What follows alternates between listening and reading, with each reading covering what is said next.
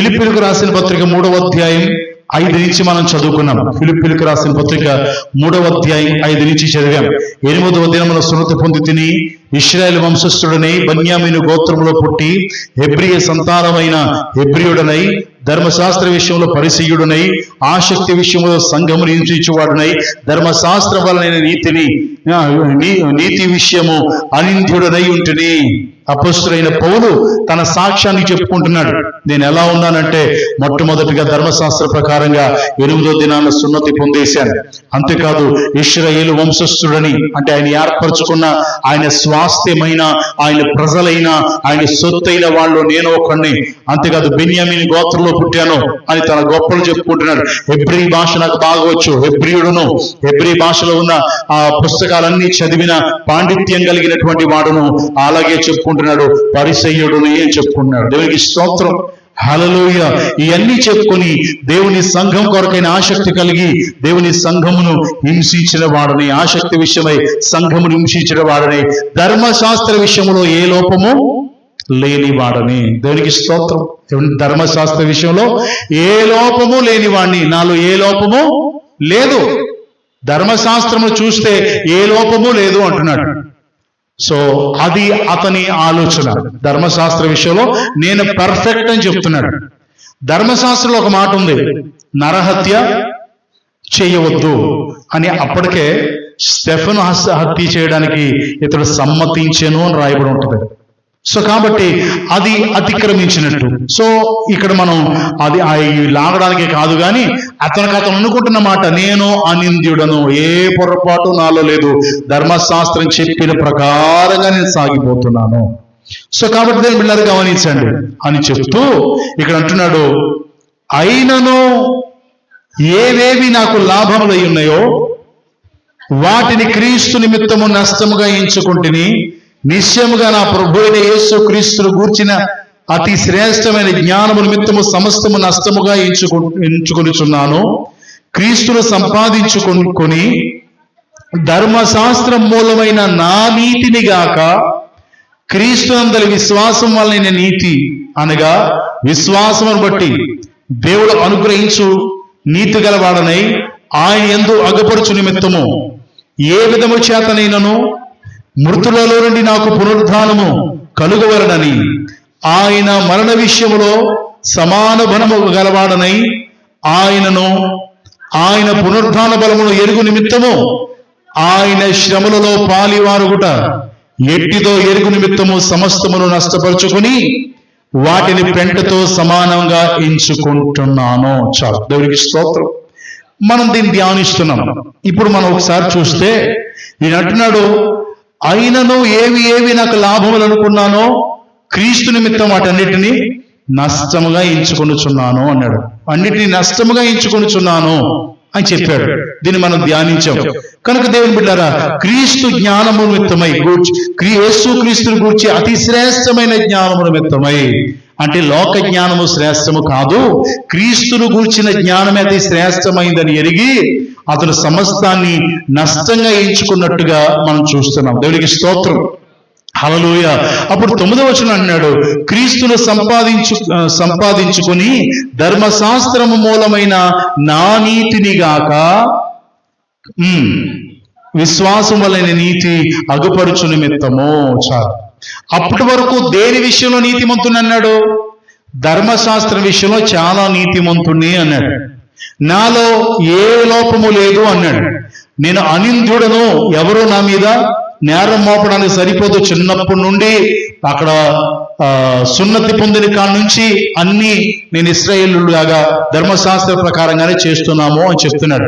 ఇప్పుడు యేసుక్రీస్తును సంపాదించుకున్న తరువాత ఏమంటున్నాడంటే, ధర్మశాస్త్రం మూలమైన నా నీతి కాదు, ధర్మశాస్త్రం మూలమైన నీతి కాదు, కావలసింది క్రీస్తులో ఆయన యందు విశ్వాసం మూలంగా నీ నీతిమంతుడిగా తీర్చబడాలి అని చెప్తున్నాడు. దేవునికి స్తోత్రం, హల్లెలూయా. దేవుని బిడ్డలు అప్పటి వరకు ఏమనుకున్నాడు? నేను నీతిమంతుణ్ణి, నేను పరిశుద్ధుణ్ణి, నేను ఏ తప్పు చేయలేదు. ఇప్పుడు మనలో కూడా ఆ భావాలు ఉంటాయి, గమనించాలి. మనలో కూడా మన భావాలు ఉంటాయి. మనం ఏమంటామంటే, చిన్నప్పటి నుంచి ఎవరికి ఏం అన్యాయం చేయలేదండి, అందరికీ మేలే చేశాను, అందరికి ఉపకారమే చేశాను, చేతనైన సహాయం చేశాను, కానీ ఎవరికి ఎప్పుడు ఏ తప్పు చేయకపోతే వాక్యం ఎందుకు ఏ భేదము లేదు, అందరూ పాపము చేసి దేవుడు అనుగ్రహించే మహిమను అని వాక్యం చెప్తూ ఉంటే మనం ఏమంటాం? అపోస్తలుడైన పౌలులాగా అసలు నన్ను ఎవరో ఏమంటాక సరిపోరండి, ఏ తప్పు చేయలేదండి. సో మానవ నైజం అది, అలా మాట. నేను ఎప్పుడూ ఎవరికి అన్యాయం చేయలేదు, ఎప్పుడూ ఎవరికి ఏ అపకారం చేయలేదు, ఒకరికి పెట్టాను తప్ప తినలేదు అని మనం అనుకుంటాం. ఏమేం చేసావో దేవుడికి తెలుసు, మనకు కూడా తెలుసు అయినా అంటాం. దేవునికి స్తోత్రం. ఇప్పుడు ఇందాక మా పెద్దమ్మ దగ్గరికి వెళ్ళాను. పెద్దమ్మ దగ్గరికి వెళ్తే వాళ్ళ అబ్బాయి ఇప్పుడు రాజమండ్రిలో చిన్న ట్రీట్మెంట్ కోసం వెళ్ళాడు. ట్రీట్మెంట్ కోసం వెళ్తే ఇప్పుడు పంపించేస్తారు. సో పెద్దమ్మని పలకరించడానికి వెళ్ళాను. వెళ్తే బాబా మీ అన్నకే ఇంతవరకు ఒక టాబ్లెట్ వేసుకోవడం తెలీదు, ఒక ఇంజెక్షన్ చేసుకోవడం తెలీదు, డాక్టర్ మొక్క వెరగనోడు, డాక్టర్ పాలు అయిపోయాడు బాబా అని ఎడుతుంది.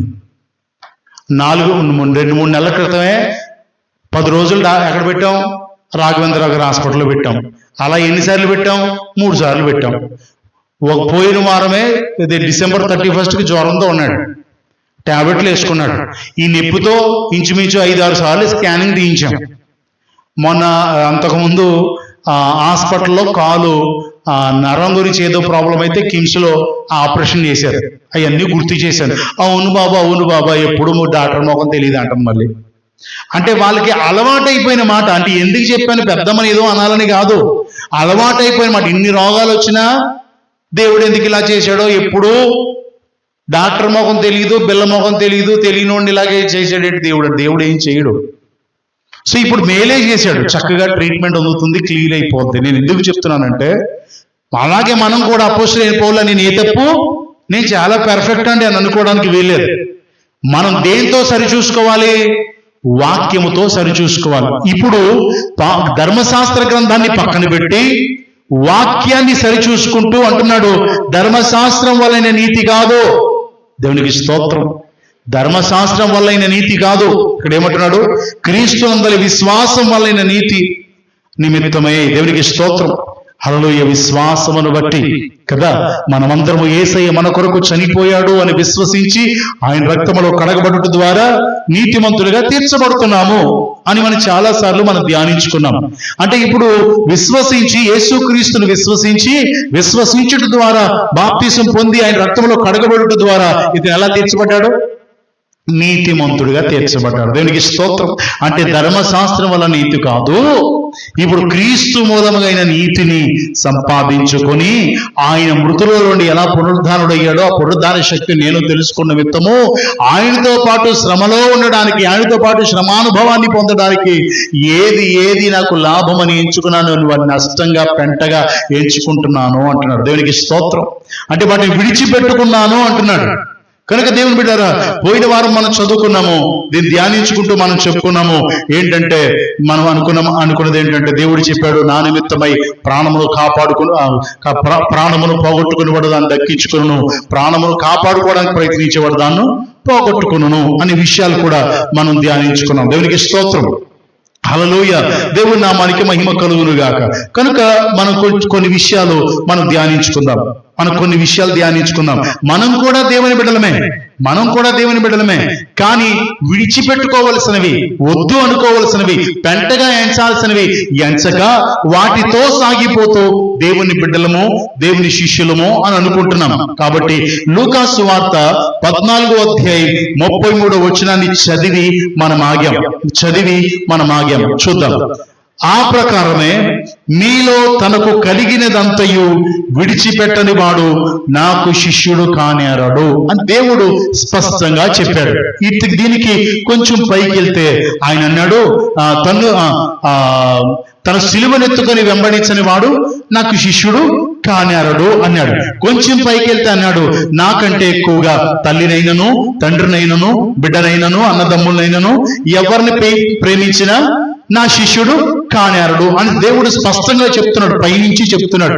ఇలా ఉంటే నా శిష్యుడు కాదు, ఇలా ఉంటే నా శిష్యుడు కాదు, నా శిష్యుడు అనేవాడు ఇలా ఉండాలి అని చెప్తున్నాడు. అలా చెప్తూ ఉన్నప్పుడు ఇక్కడ అంటున్నాడు, ఆ ప్రకారమే మీలో తనకు కలిగినదంతయు విడిచిపెట్టని వాడు నా శిష్యుడు కానేరడు అని స్పష్టంగా చెప్తున్నాడు. అంటే విడిచిపెట్టుకోవలసినవి విడిచిపెట్టకపోతే ఏమంగాము ఆయన బిడ్డలము లేదా ఆయన శిష్యులము కానేరము అని రాయబడి ఉంది. మనమందరము ఆయన శిష్యులమే అనే విషయం కూడా మనకు అర్థం అవ్వాలి. అది కూడా మనం చూద్దాం. అయితే దేవుని బిడ్డ అపోస్తులైన పౌలు దేవుడు చెప్పిన ఈ మాటలు అపోస్తుల పాదాల దగ్గర నేర్చుకున్నప్పుడు విన్నాడు కాబట్టి సమస్తాన్ని విడిచిపెట్టడానికి ఇష్టపడ్డాడు. ఇప్పుడు అపోస్తుల దగ్గరకు వచ్చినప్పుడు అపోస్తులు దేని బోధించేవారు? దేవుడి చెప్పిన విషయాలే బోధించేవారు. ఇది దేవుడి ఈ లోకంలో ఉన్నప్పుడు అపోస్తులకి చెప్పినటువంటి మాట, తన శిష్యులతో చెప్పిన మాట, తన శిష్యులు తన దగ్గర నేర్చుకున్న వారికి చెప్పేటువంటి మాటలు. ఈ మాటలు అపోస్తులైన పౌలుకి జ్ఞాపకం ఉన్నాయి కనుకనే ఏది నాకు లాభం అనుకున్నానో వాటన్నిటిని విడిచిపెట్టేస్తున్నాను అని చెప్తున్నాడు. దేవునికి స్తోత్రం, హల్లెలూయా. దేవుని నామానికి మహిమ కలుగును గాక. అంటే ఇప్పుడు మనము ఆయన బిడ్డలము లేదా ఆయన శిష్యులము కావాలంటే ఏం చేయాలి? మనకున్నది ఆయనకి నచ్చనిది ఏదైతుందో దాన్ని విడిచిపెట్టుకునే అనుభవంలోకి మనం రావాలి. దేవునికి స్తోత్రం. అలాగే లూకాసు వార్తలోనే 6వ అధ్యాయం 20వ వచనం నుంచి మనం చదివితే దేవుడు చెప్తున్నటువంటి మాట, అంతటా ఆయన తన శిష్యుల తట్టు పారచూచి ఎట్లనేనో బీదలైన మీరు ధన్యులు, దేవుని రాజ్యం మీది.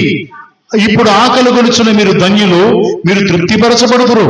ఇప్పుడు ఏడ్చుచున్న మీరు ధన్యులు, మీరు నవ్వుదురు. మనిషి కుమారు నిమిత్తము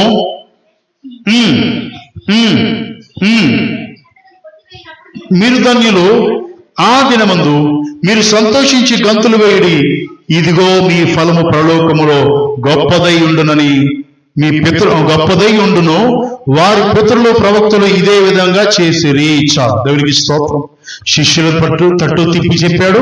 తర్వాత ధనవంతుల తట్టు కూడా చెప్పినట్టుగా అక్కడ రాయబడి ఉంటుంది. అయ్యో ధనవంతులారా, ఇప్పుడు మీరు కోరినట్టు జీవిస్తున్నారు, తర్వాత మీరు ఆకలిగా ఉంటారు అని చెప్పాడు.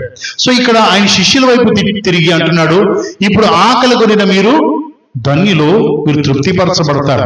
ఇప్పుడు ఏడుస్తున్న మీరు ధన్యులు, మీరు నవ్వుతారు. ఇప్పుడు నా కొరకు శ్రమ పడుతున్న మీరు ధన్యులు, పరలోకంలో గొప్ప ఫలం మీకు కలుగుద్ది. అంటే దేవుని కొరకు శ్రమ పడ్డాం, దేవుని కొరకు విడిచిపెట్టుకోవడం వల్ల వచ్చేటువంటి లాభాలు దేవుడు చెప్తున్నాడు. దేవునికి స్తోత్రం. ఈ భూలోకంలో ఉన్నప్పుడు మనం ఏడుస్తాం, ఎంతకాలం ఉంటామో తెలియదు.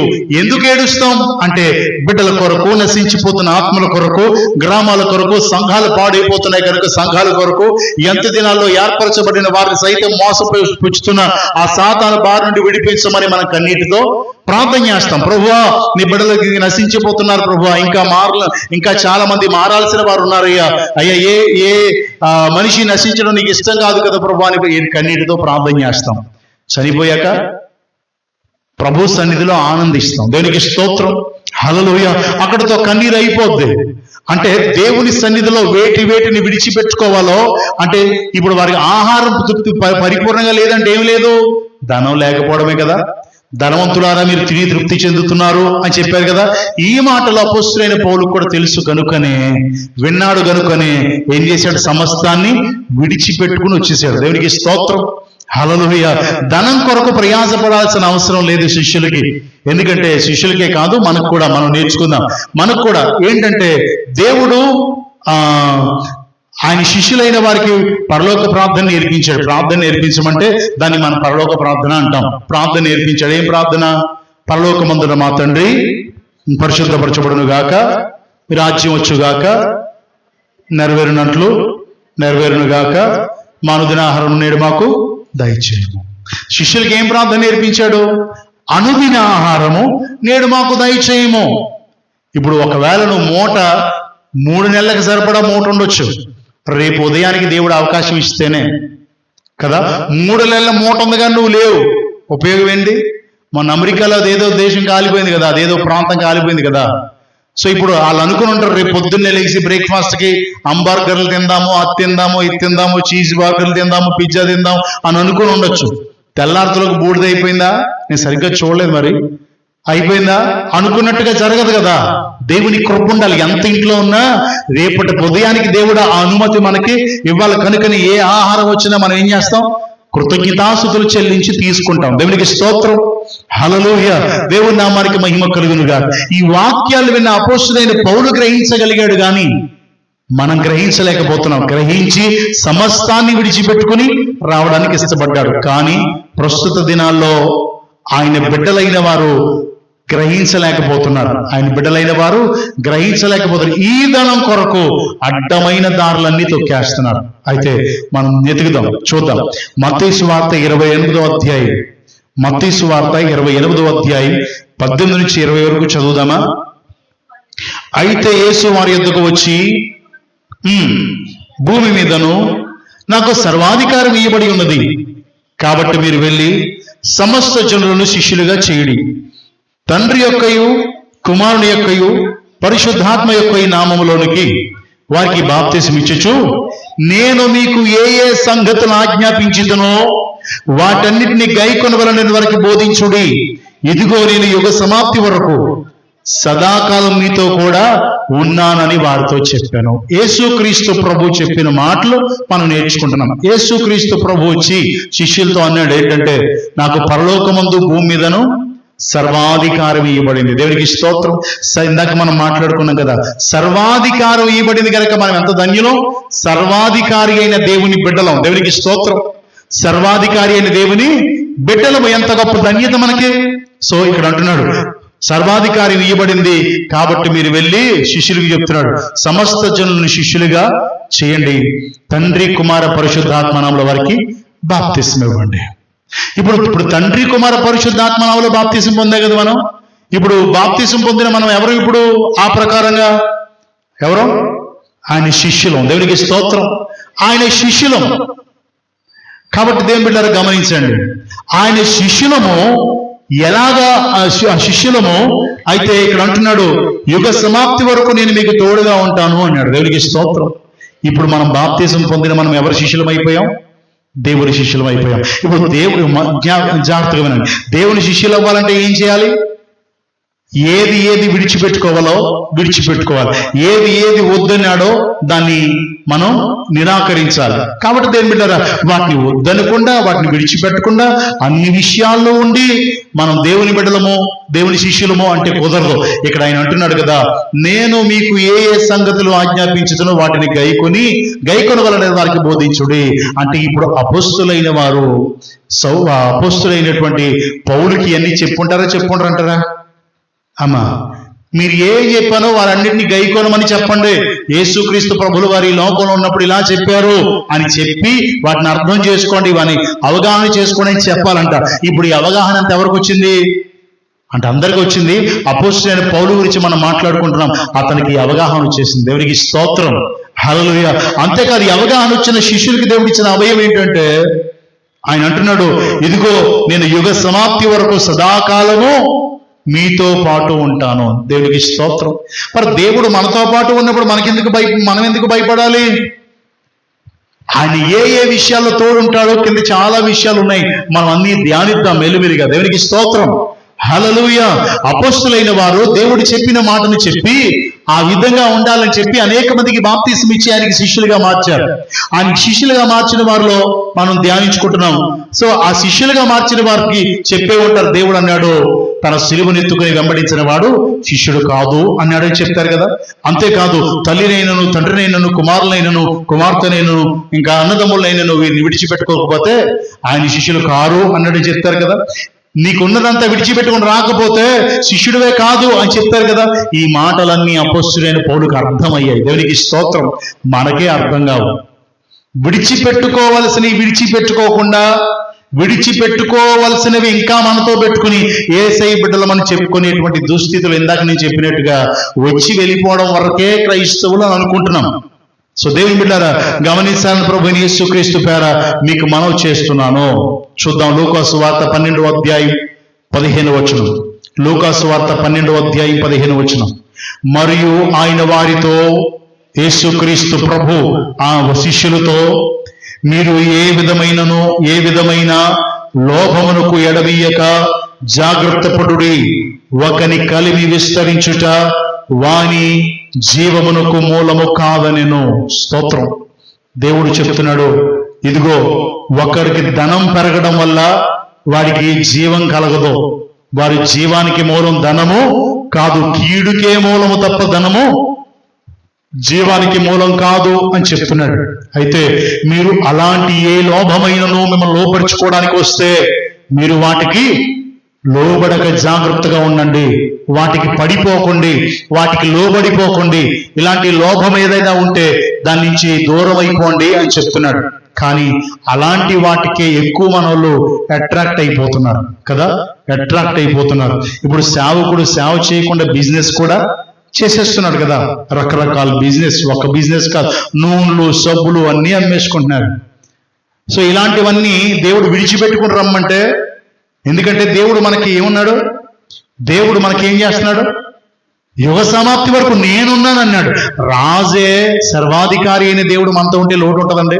శిష్యులకి ఏమని చెప్పాడు, అమ్మా ఇదిగో నువ్వు పేతురు కొంచెం జ్ఞానం కలిగిన వాడు కనుక, లేదా పేతురు నువ్వు కొంచెం గట్టివాడు కనుక నువ్వు ఇలా చేయి, యాహాను నువ్వు నిన్ను ప్రేమించిన కనుక నీకు సున్నితమైన జాబ్ ఇస్తున్నాను అని చెప్పాడు దేవుడు. ఏ దేవుడు తలుచుకుంటే ఒక్కొక్కరికి ఒక్కొక్క రాజ్యం ఇవ్వలేడమ్మా, ఇవ్వగలడు. సో కానీ విడిచిపెట్టుకోవలసిన విడిచిపెట్టక మన క్రైస్తవులు ఇప్పుడు ఏం చేస్తున్నారు, క్రైస్తవుల గురించే మాట్లాడుతున్నాను. సేవకుడు ఏంటి, విశ్వాసం ఏంటి, దేనిలో లాభం ఉంది? ఎలక్షన్ టైంలో ఏమంటున్నారు, ఇదే సంపాదించుకునే సమయం. ప్రతి మీటింగ్లోనే కనబడతాం, ప్రతి మీటింగ్లో కనబడతాం. ఏమి ఎలక్షన్ సంపాదించుకునే సమయం కాదు మనకి. ఆత్మల సంపాదన కొరకై దేవుడు మనల్ని ఏర్పరిస్తే ఏ సంపాదన కొరకు వెళ్ళిపోతున్నాం, ధన సంపాదన కొరకు వెళ్ళిపోతున్నాం. అది కీడు అని దేవుడు ఎన్నోసార్లు దైవజనుడా నీవైతే వీటిని విసర్జించి అని చెప్పినా మనకి అర్థం కావట్లేదు. సో కాబట్టి మన వాళ్ళు కూడా దేనిలో డబ్బులు వస్తాయి, అప్పనంగా రావాలి మనకి డబ్బులు. సో కదా, అప్పనంగా రావాలి. ఎక్కడ డబ్బులు వస్తాయి, దేనిలో డబ్బులు వస్తాయి, నాకు డబ్బులు లేవు కాబట్టి ఎలా కష్టపడే ఆలోచన లేదు. అంటే కష్టపడి సంపాదించుకునే దాన్ని ఎవరు ఏమనరు కదా. బిడ్డలను పోషించుకోవడానికి, పిల్లల్ని పోషించుకోవడానికి గల్ఫ్లు వెళ్ళి చక్కగా పనులు చేసుకున్నారు చాలా మంది. గల్ఫ్ వెళ్ళి డబ్బులు సంపాదించుకోవడం తప్పు కాదు కదా. ఎంత కష్టపడతారు, గల్ఫ్లో కూర్చోబెట్టి ఇచ్చేస్తారా? రాము గారు కూర్చోబెట్టి ఇచ్చేస్తారండి గల్ఫ్లో? కూర్చోబెట్టి ఎవరు? వాళ్ళకి నిద్ర ఉండదు. రంజాన్లో అయితే తిండి ఉండదు, నిద్ర ఉండదు, ఏముండదు. 24 గంటలు పని చేయాలి అన్నట్టుగా చేయించుకుంటారు. అలా చేసి సంపాదించుకునే ధనాన్ని ధనాపేక్ష అనరు. బిడ్డల్ని పోషించుకోవడం కోసం, తన అవసరతల కొరకు. దేవుని వాక్యంలో మనం సోమరిగా కూడా ఉండకూడదంట. దేవునికి స్తోత్రం. సోమరిగా ఉండకూడదంట. అయితే సంపాదించుకోవాలి, కానీ ధన ఆపేక్ష ఉండకూడదు. వీటి కొరకు లోబడిపోకూడదు. కొంతమంది బాప్తీసం తీసుకున్న వారే వీటి కొరకు లోబడిపోయి అడ్డమైన దారులు తొక్కి దేవునికి అయిష్టమైన వాటి దగ్గరికి వెళ్ళిపోయి అట్లో వచ్చేటువంటి లాభాలు కూడా ఆశించే విధంగా ఎంతో మంది ఉన్నారు ప్రస్తుత దినాల్లో. వారి కొరకు బాధ అనిపిస్తుంది. అడ్డమైన ఎక్కడికి దేవుడు వెళ్ళొద్దు, ఎక్కడి నుంచి దూరంగా పారిపోమన్నాడు వాటిలో దూరిపోయి బాప్తీసం తీసుకున్న వాళ్ళు అక్కడి నుంచి లాభం ఆర్జించాలి అని ఆలోచన కలిగిన వారు ఎంతో మంది ఉన్నారు. సో అందుకే దేవుడు విడిచిపెట్టమంటే విడిచిపెట్టగా వాటిలో ఉండి సాగిపోతున్నారు. సో మనం కూడా ఆలోచన చేద్దాం. మన ఇంటికి ఆడపిల్ల వచ్చింది అనుకోండి, ఆడపిల్ల వెళ్ళే రోజు ఏం చెప్తాం? మంగళవారం పూట వెళ్తావేంటమ్మా, శుక్రవారం పూట వెళ్ళిపోతానంటావేంటి? అట్లు విడిచిపెట్టుకోవాల్సినవా కూడా రావాల్సినవా ప్రసాదం? మరి నువ్వు ఇంకా మంగళవారం శుక్రవారం అంటున్నావు అంటే విడిచిపెట్టుకోలేదంటే దేవుని బిడ్డవ కాదని అర్థం. దేవుని బిడ్డవ కాదంటే సాతాను బిడ్డవని అర్థం. నీకు నీవు, నాకు నేను ఏమనుకుంటున్నామంటే విడిచిపెట్టేసుకున్నానని వచ్చేసాను అని అనుకుంటున్నాం. ఇప్పుడు మా ఇంట్లో ఒక ఇల్లు కట్టడం మొదలెట్టామనుకోండి, చచ్చిపోయిన ఇంటికి వెళ్ళకూడదు. రాసి ఉంది అలాగా. మా ఇంట్లో ఇల్లు మొదలెట్టాం, ఎవరన్నా చచ్చిపోతే వెళ్ళకూడదు. ఇక ఏమి వెళ్తే ఆ చచ్చిపోయినోడు వచ్చి ఇటకెడితే ఇటక గెంటేస్తాడు, పిల్లరెత్తే పిల్లర గెంటేస్తాడు. ఇల్లు కట్టనివాడు అన్నమాట. ఎక్కడ రాసి ఉంది? ప్రసంగిలో ఎక్కడికి వెళ్ళమని రాసి ఉంది? విందు జరిగే ఇంటికి వెళ్ళి కంటే కదా. మరి ఏడ్చే దగ్గరికి వెళ్ళి వాదార్చాల్సిన దేవుని బిడ్డవైన నీవు, దేవుని ప్రేమ కలిగిన వారు వెళ్ళి వాదార్చాల్సింది. మరి రాలేదే, ఆ అమ్మాయిని ఇల్లు వేసుకుంది అందుకే రాలేదండి. సో వీళ్ళు విడిచిపెట్టలేనట్ట అమ్మా. ఇంకా విడిచిపెట్టాల్సినవి విడిచిపెట్టలేదు కదా. ఏ తీర్థం విడిచిపెట్టవు, ఏ జాతర విడిచిపెట్టవు, ఏ భోజనం విడిచిపెట్టవు, విడిచిపెట్టుకోవాల్సింది ఏది విడిచిపెట్టవు. దేవుని సన్నిధికి వచ్చి కూర్చుని వెళ్ళిపోవడమే క్రైస్తవం అనుకుంటున్నాం. ఎవరైన వారు కారు, విడిచిపెట్టుకోని వారు ఆయన శిష్యులు కారు అంటే ఆయన ఇప్పుడు మనం చెప్పుకున్నట్టుగా ఆయన బిడ్డలు కాదు. సేవకుడైనా విశ్వాసి అయినా విడిచిపెట్టుకోవాల్సిన ఏం చేయాలమ్మా?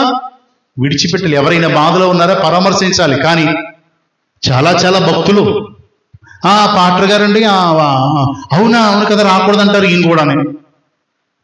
సో మన ఇంటికి పునాది రాయి వేయాలంటే పరిశుద్ధంగా ఉండాలి. పర్వాలేదు, పూర్వం నుంచి వస్తుంది కదా, పూర్వం నుంచి మన పితరులు అందరూ చేశారు కాబట్టి పర్వాలేదులే. పితరులు చేసింది విడిచిపెట్టమనే కదా చెప్తుంది, అంతే కదమ్మా. అవన్నీ విడిచిపెట్టుకుని రావాలి. అపోస్తలుడైన పౌలు తమకున్న సమస్తాన్ని అనుకున్నాడు? నష్టంగా ఎంచుకున్నాడు. ఇప్పుడు దేవుడు వద్దన్న పని, దేవుడు అలాగే ఉండొద్దు అన్నప్పుడు అలా ఉన్నామనుకోండి, అది మనకి నష్టమా లాభమా? ప్రలాపించే ఇంటికి ఎల్లు అన్నాడు.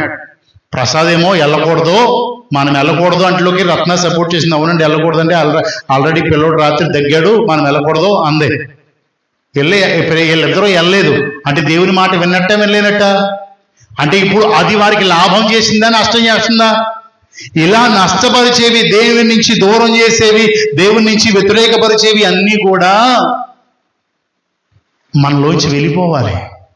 వెళ్ళాయా? వెళ్ళలేదు.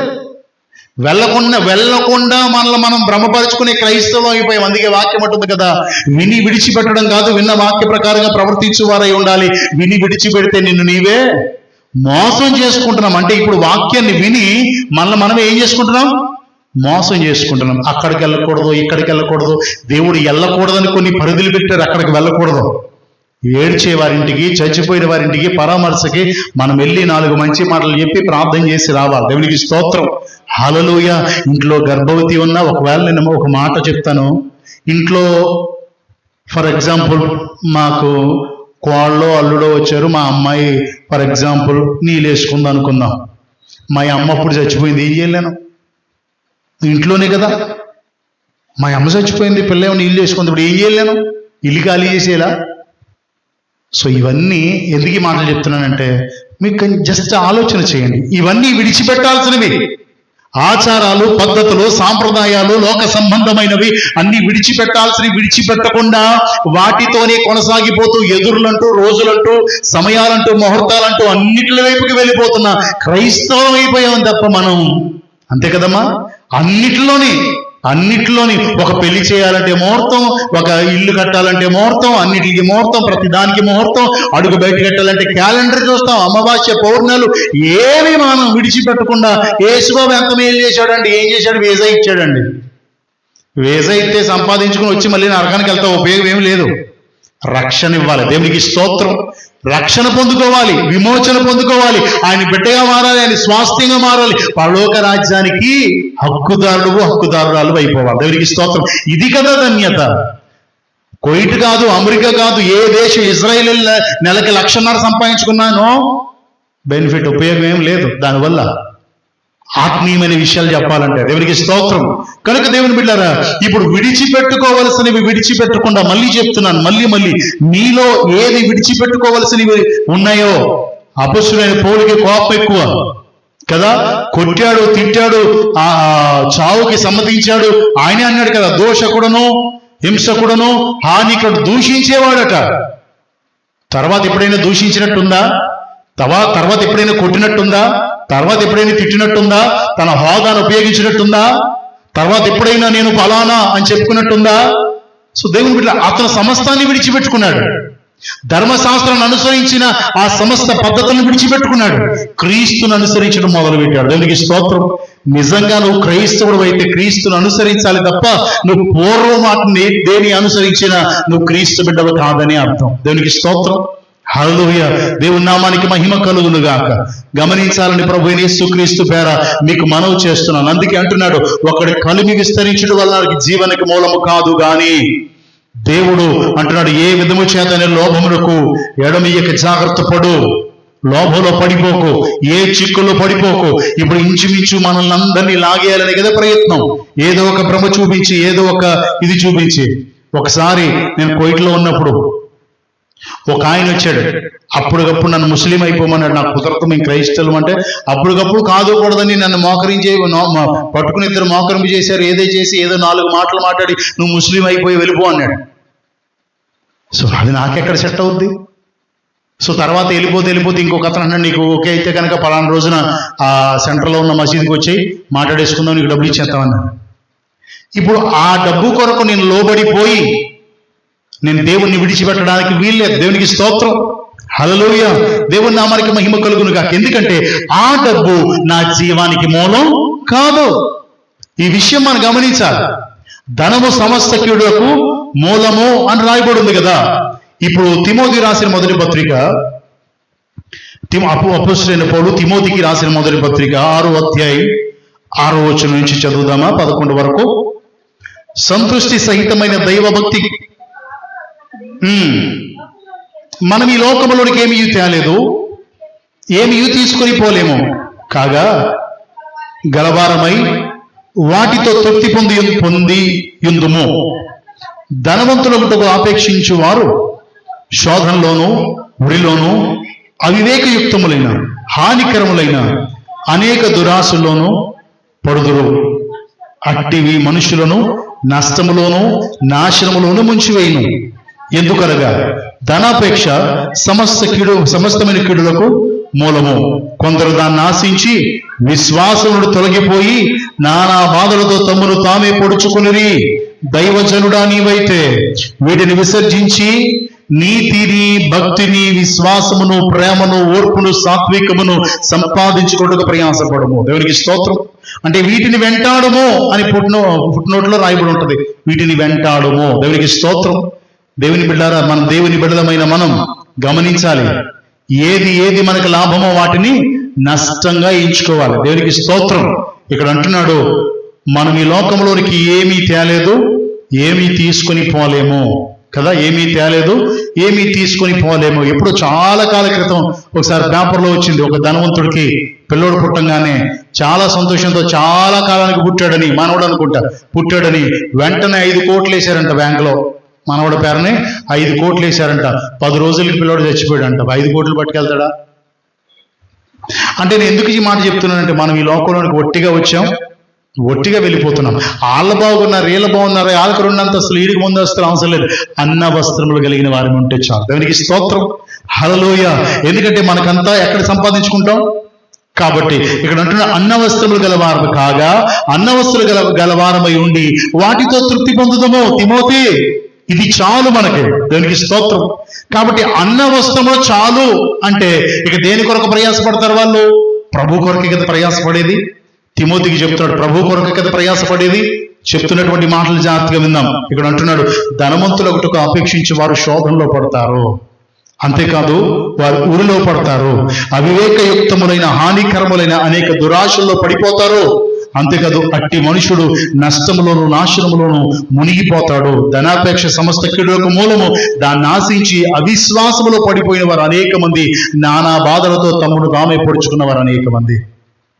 మనందరికీ తెలుసు ఒక మాట, తాటిపాక మఠంలో ఒక ఆయన ఆశించి ఏమయ్యాడు? ఇప్పుడు కొడుకు, తండ్రి కొడుకులు ఇద్దరు దొంగ నోట్లు ముద్రించి దానిలో పట్టుబడ్డారు.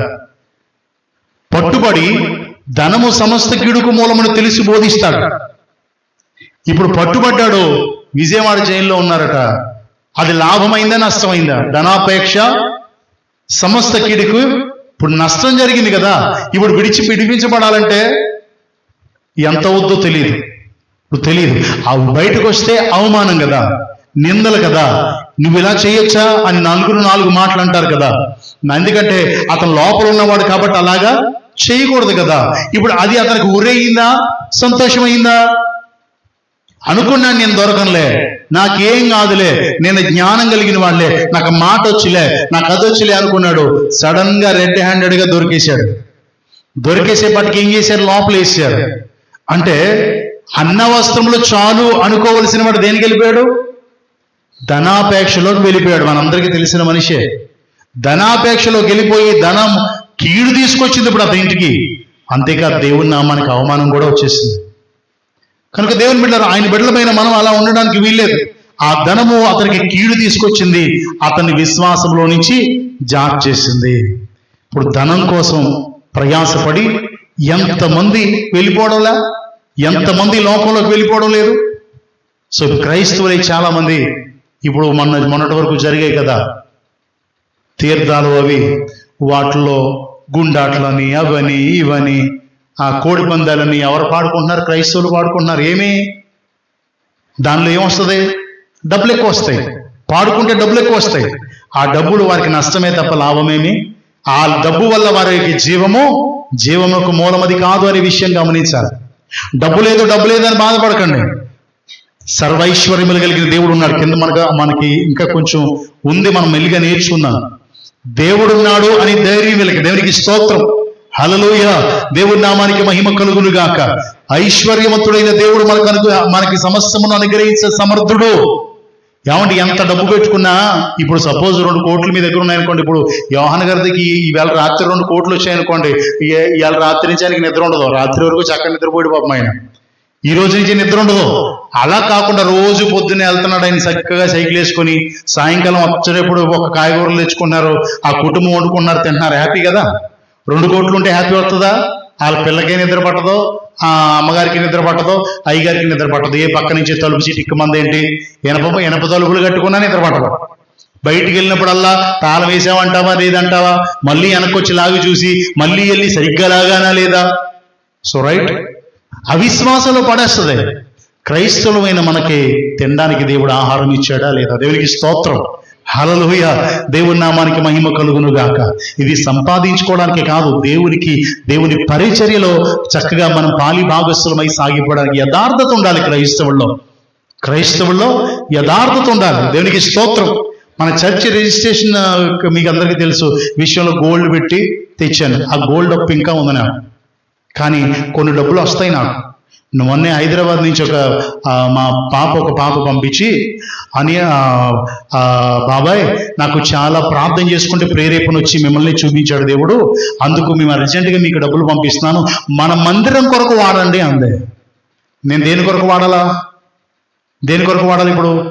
నన్ను ఏమైనా అడుగుద్దా? మందిరంకి వాడావా, ఏది కట్టావు, ఫోటోలు పంపించాను అడగదు. కానీ నేను ఏం చేయాలా? మందిరం కొరకే వాడాలి. ఇప్పుడు ఆ డబ్బులు పక్కన పెట్టాను. నాకు ఎన్ని అవసరతలున్నా దాన్ని పక్కన పెట్టి ఆ మందిరం కోసమే వాడాలి. దేవునికి స్తోత్రం, హల్లెలూయా. ఇది యథార్థత. నేను తినేస్తే నన్ను అడిగేవారు లేరు కదా. పోయిన వారం భోజనాలు పెట్టారు. అక్కడ భోజనాల్లో 1100 మిగిలితే తెచ్చి ఇచ్చారు.